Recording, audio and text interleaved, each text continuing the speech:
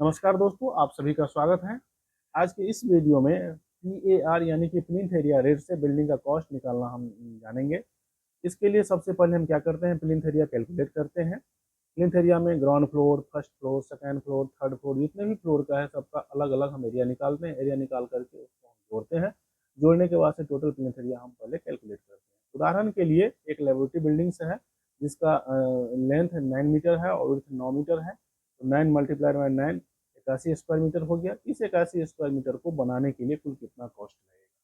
तो सबसे पहले हम क्या करते हैं, क्योंकि यह आरसीसी फ्रेम स्ट्रक्चर है इसलिए आरसीसी फ्रेम स्ट्रक्चर का आइटम कोड जो होता है प्लिंथ एरिया रेट में 1.1 होता है। इसका जो रेट है 24,730 रुपया पर स्क्वायर मीटर है।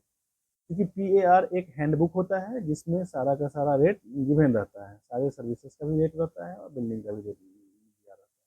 अलग अलग तरह के बिल्डिंग का रेट दिया रहता है। तो आरसीसी फ्रेम स्ट्रक्चर ले रहे हैं, RCC frame structure up to 6 storage building के लिए। एरिया जो हमने प्लिंथ एरिया निकाला है 81 स्क्वायर मीटर निकाला है और इसका जो रेट है 24,730 रुपया है। इसको जो हम मल्टीप्लाई करेंगे, आप यहाँ देखिए 81 मल्टीप्लाइड बाय 24,730, इसका जो वैल्यू आया ये आया 20,31,30 रुपया। यहाँ पर देखें 20,31,30 रुपया। उसके बाद से इसका जो हम एक्स्ट्रा लेते हैं, एक्स्ट्रा फॉर एवरी 0.3 मीटर और पार्ट देयर ऑफ एडिशनल और लेस हाइट एवं normal floor height. Normal floor height जो बिल्डिंग का होता है ये दो होता है, एक होता है 3.6 मीटर होता है, दूसरा है 3 मीटर होता है। 3 मीटर्स जो होता है वो रेसिडेंशियल क्वार्टर्स बिल्डिंग के लिए होता है। 3.6 जो होता है इंस्टीट्यूशनल बिल्डिंग के लिए होता है, लाइव के लिए होता है और सोर्स बिल्डिंग। तो हम यहाँ पर बिल्डिंग का जो हम हाइट लिए हैं, कंसीडर किए हैं, एज्यूम किए हैं 4 मीटर की है और हमारा नॉर्मल हाइट जो है 3.6 मीटर है, इसीलिए ये डिफरेंस हो जाएगा 4 मीटर माइनस 3.6 मीटर। जो डिफरेंस आया ये 0.40 आया। और यहाँ पर जो ये 1.3 जो इसका आइटम का जो कोर्स है उसमें एवरी 0.3 मीटर के लिए ये रेट जो है 421 है। हमारा डिफरेंस कितना है, 0.40 का है, इसलिए 0.40 को निकालने के लिए 0.30 से डिवाइड करना पड़ेगा, क्योंकि 0.30 के लिए 0.30 और इसके जो पार्ट है इसका जो पार्ट है इसके लिए रेट है 421 रुपया पर स्क्वायर मीटर है। और डिफरेंस जो हमारा है यहाँ निकला 0.40 है, इसलिए 0.40 मल्टीप्लाइड बाय 421 डिवाइड बाई 0.30। ये कैलकुलेट करने के बाद से जो आया वैल्यू आप यहाँ देख सकते हैं, इसको हम कैलकुलेट करेंगे। कैलकुलेट करेंगे कितना है, 0.40 है मल्टीप्लाइड बाय 421, यहाँ देख सकते हैं 421 डिवाइडेड बाय 0.3 मीटर का है, 0.3 मीटर इसलिए पॉइंट को कैलकुलेट करेंगे। तो कैलकुलेट करने के बाद से 561.33 जो कि हम यहाँ। अब हम क्या करेंगे, 81 स्क्वायर मीटर है, 81 स्क्वायर मीटर को ये जो हमको प्रोपोर्शनेट रेट निकला है इससे हम मल्टीप्लाई करेंगे। तो इसको हम कर रहे हैं 81 मल्टीप्लाइड बाय 561.33। कैलकुलेट करने के बाद से देखिए ये आया 45,467 रुपया 73 पैसा। ये कॉस्ट जो टोटल होगा ये बिल्डिंग का कॉस्ट होगा, इसको हम एज्यूम कर लेते हैं। इसको दोनों को हम जोड़ेंगे, जोड़ने के बाद से ये आया 20,48,598 रुपया।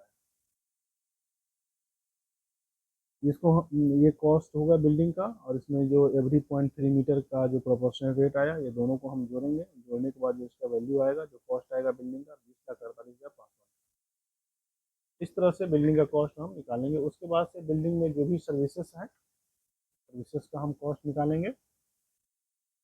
तो हम आगे सर्विसेज को चलते हैं। सबसे पहले देखिए बिल्डिंग का कॉस्ट हो गया 20,48,500, इसको हम यहाँ लिखेंगे। अब जो बिल्डिंग हम सर्विसेज देंगे, कि बिल्डिंग को चलाने के लिए इंटरनल सर्विसेज होता है, इलेक्ट्रिकल सर्विसेज होता है, वाटर सप्लाई होता है, सेंट्रल इंस्टॉलेशन होता है, इलेक्ट्रिकल इंस्टॉलेशन होता है और इलेक्ट्रिकल कनेक्शन होता है, फिर पावर वायरिंग और प्लग इत्यादि होता है।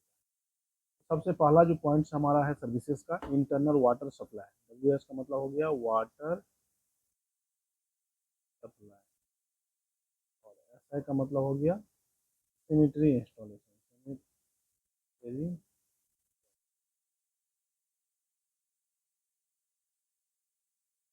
ये इसका आइटम कोड 2.1 है प्लिंथ एरिया रेट में। ये जो आइटम कोड है 2.1, जो बिल्डिंग का कॉस्ट होता है उसका 5% हम लेते हैं।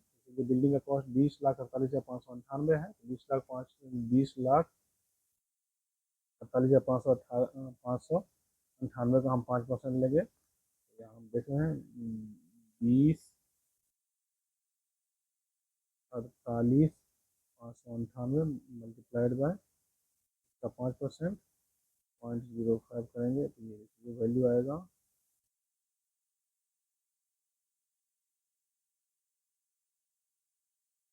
1,02,429 रुपया